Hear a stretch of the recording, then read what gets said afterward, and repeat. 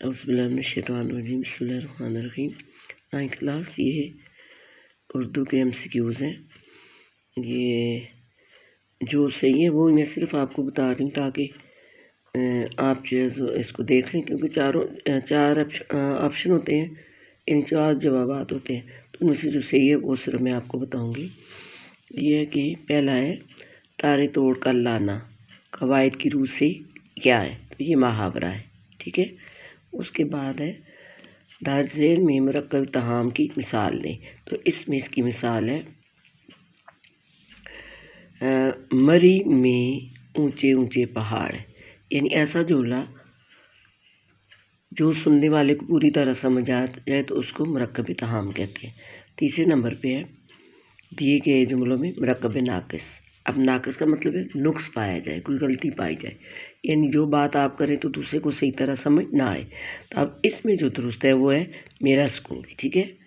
اگر ہوتا میرا اسکول خوبصورت ہے تو وہ مرکب طعام ہو جاتا، صرف میرا اسکول لکھا ہوا تو یہ مرکب ناقص ہے۔ نمبر 4 پہ ہے مصرے کے لغوی معنی کیا ہے؟ اس کا مطلب ہے دروازے کا ایک پٹ۔ آپ کو پتہ ہے دروازے کے 2 حصے ہوتے ہیں، جیسے دروازہ کھلتا ہے تو جو ایک پٹ ہے اس کو کہتے ہیں مصرع۔ اب 14 اگست یوم آزادی جوش و خروش سے منائے گی، تو یہ جو ہے یہ انداز بیان کون سا ہے؟ تو اس کا یہ صحافتی بیان ہے، ٹھیک ہے، صحافتی۔ ذرا غور سے کر لیں، دیکھ لیں، اس صحافتی بیان ہے، ٹھیک ہے۔ اس کے بعد اگلے نمبر پہ ہے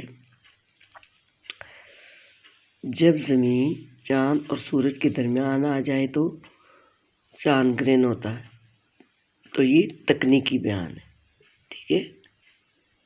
اس کے بعد اگلے نمبر پہ ہے 7 میں کریم بازار گیا، تو اس میں گیا کیا ہے؟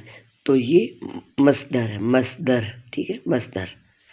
اب اس کے بعد ہے 8ویں نمبر پہ ہے درج ذیل میں سے ضمنی جملہ کون سا ہے؟ اب دودھ کا دودھ، پانی کا پانی، یہ بھی نہیں ہے۔ پاکستان دن بہ دن ترقی کر رہا ہے، یہ بھی نہیں ہے، یہ ہے اس بار دفعہ، اس بار میں قرض کا بار بوجھ اتار دوں گا۔ پہلی جگہ پہ بار کا مطلب ہے اس دفعہ، قرض کا بار، قرض کا بوجھ، یعنی جو مجھ پہ قرض ہے وہ میں اتار دوں گا۔ اس کے بعد اگلے نمبر پہ ہے جملہ اسمیہ کے مسند کو کہتے ہیں، کیا کہتے ہیں یعنی؟ تو اس کو مبتدا کہتے ہیں، ٹھیک ہے، مبتدا۔ اب اگلے 10ویں نمبر پہ ہے جو اسکول جاتا ہے، تو یہ جملہ کون سا ہے؟ ٹھیک ہے، جملہ ہے، کون سا جملہ ہے؟ جملہ فعلیہ ہے، دیکھیں فعلیہ جملہ ہے، کیونکہ اس میں فعل پایا جانا جو ہے وہ فعل ہوتا ہے، کھانا پینا اٹھنا بیٹھنا یہ فعل ہوتا ہے۔ اب اس کے بعد نمبر 11